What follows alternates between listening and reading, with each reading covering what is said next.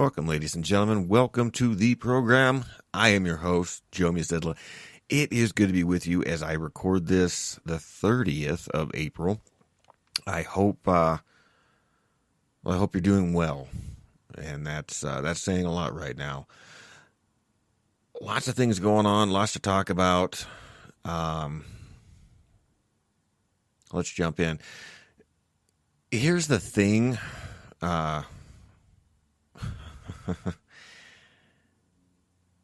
We got a lot to talk about. You've been having issues, and I don't know if this is something I did with changing settings, and maybe some of you have noticed this as well. And I know there's a lot going on with the social media and what you can say and what you can't say, and what you can post and what you can't post. Or can and can't. Hope I said that right. Anyways, a lot of the posts that I've been wanting to put up, I can't. It won't, for some reason, on my smartphone. It won't allow me to. It doesn't even bring up the icon to share. The last show that I did, I was unable to upload it to Twitter or Facebook. I could do the main Facebook page, but the Cup with Joe Facebook page, it would not allow me to upload anything more to it. And the show previous to the last one was taken down. And I'm pretty sure I didn't say anything that was crazy. But nonetheless, really I don't have any control over my own little sites. So what I did was purchase my own site. I am now the proud owner of the domain of acupwithjoe.net. All the shows are uploaded there, so you can go there.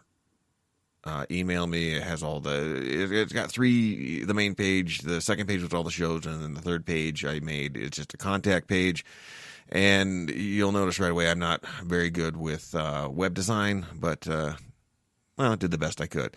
So there is a glitch on the third page, and I may have to acquire some help with setting that up, and then I want to add some more stuff as I go. But anyways, you can go there and find everything, and that's pretty much. I don't know what's going to happen with iTunes or YouTube or any of that.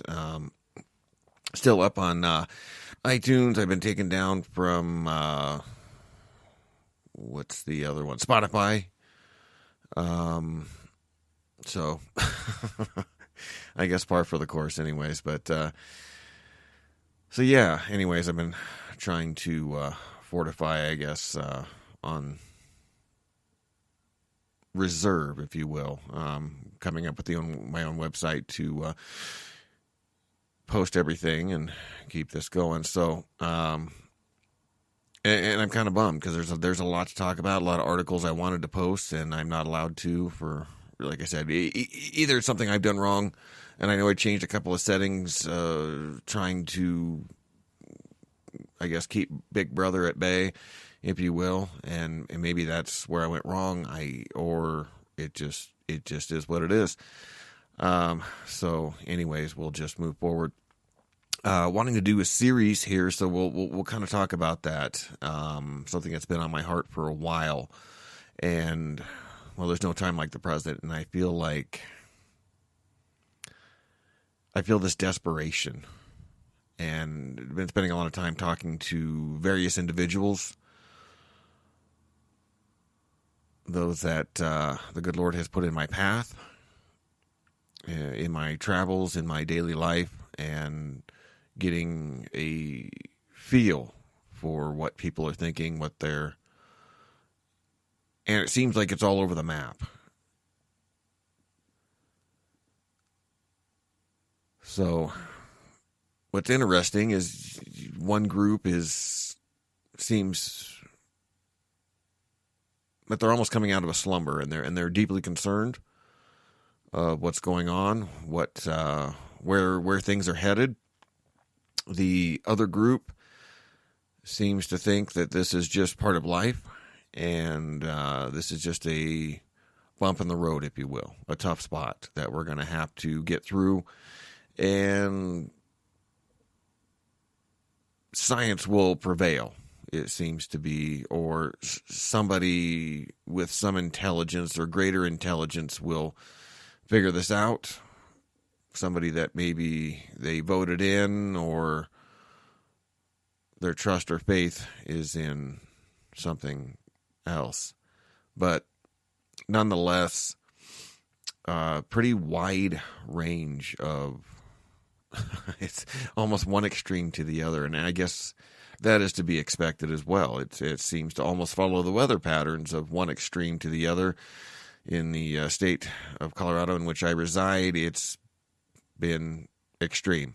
The very first, at least to my knowledge, the very first thunderstorm that we had produced hail and, it did produce hail, as well as twin tornadoes. And I think they were, what do they call them? Land spouts. They don't classify them. I'm not sure how they do that, but anyways, they're saying EF1, EF2, which to me is still a tornado, just whatever. So that's the first thunderstorm of the season that we received, and it was even supposed to go from, which was very strange because the weather it didn't get up to a high of 70, 80 degrees, high of 52, and somehow hail and tornadoes. Very strange. You have to admit, at the least, normally this comes at the height of our heat and different weather patterns, but normally June and July, and even into August, and some severe thunderstorms early September. But I've watched this become extreme. Even the last storm that we had, the thunderstorm that produced the two, well, I'll just call them tornadoes because that's what I know them as, was supposed to snow later that day. And talk about extreme. They were expecting thunder, lightning, and snow at above 5,000 feet, which I do sit right around there. So very interesting indeed. As if God is signaling to us that after the shutdown of 2020, the global shutdown due to COVID-19, things are not going to return to the same. And I think any of us that have been following what's been going on in the world kind of knew that, and maybe hesitant in that first jumping off onto that cliff of saying we're not coming back. But I think it should be fully realized now. And to many, I to my surprise, it's not. It's not realized. It's still the mutter. It seems to be a little less, but the mutter of I can't wait till things return to normal. And then you have an extreme side that, well, Jesus is coming back any moment. And I believe, and you have to watch the wording because one is Jesus is coming back, or his return is imminent, which I agree. But there's a whole plethora of things that are going to take place before that. But his return is, because he said so, is always been imminent. We just don't know the day nor the hour. But we're definitely seeing signs that are in the heavens. We could talk about that. We could talk about the flash that we saw at Sagittarius A. I believe that was, 2018? And in 2019, we saw signs in Betelgeuse, Orion, the shoulder of Orion, of it dimming and then coming back to full strength, or its normal visibility, if you will, twice. And the timing of those two events, to me, was quite chilling and quite telling. Not let alone the burst of energy that we saw at the center of the galaxy, and shortly after, some sort of dimming of Betelgeuse. Not to mention all the near-Earth collisions that we've had from incoming asteroids. More so than I've ever seen. And some could say, well, that's because the technology has increased and now we're just seeing these things. But it seems that these things have been put in place years and years before in anticipation of this time. Seems that NASA has a new booster system and is in desperation of looking for other Goldilocks planets, meaning that there is a Earth-like planet, if you will, or a planet that will sustain life, meaning that it has an atmosphere and water. And Goldilocks meaning that it is at the perfect spacing to its parent star.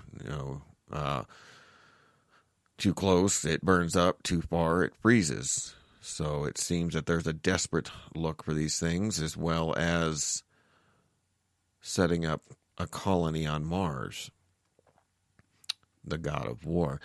A lot of strange things. If you write a science fiction movie, I don't know if you could get all this into a movie. I know they've tried with various movies over the years,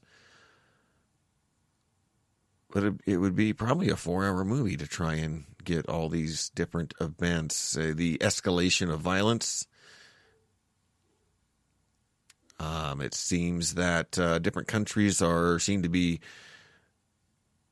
flexing their muscles, if you will, and things that are almost not being placed in the news that are rightly affecting us, but have been put in place years and years ago, once again, in anticipation of this time. And almost feels like America is left without a seat when the music stops. But let's look at some things here. If you don't believe me, let's see. We got CBS News. This was April 12th, 2021. Western U.S. may be entering its most severe drought in modern history. Extreme drought across the U.S., the western U.S., has become as reliable as a summer afternoon thunderstorm in Florida. And news headlines about drought in the West can seem a bit like a broken record, with some scientists saying the region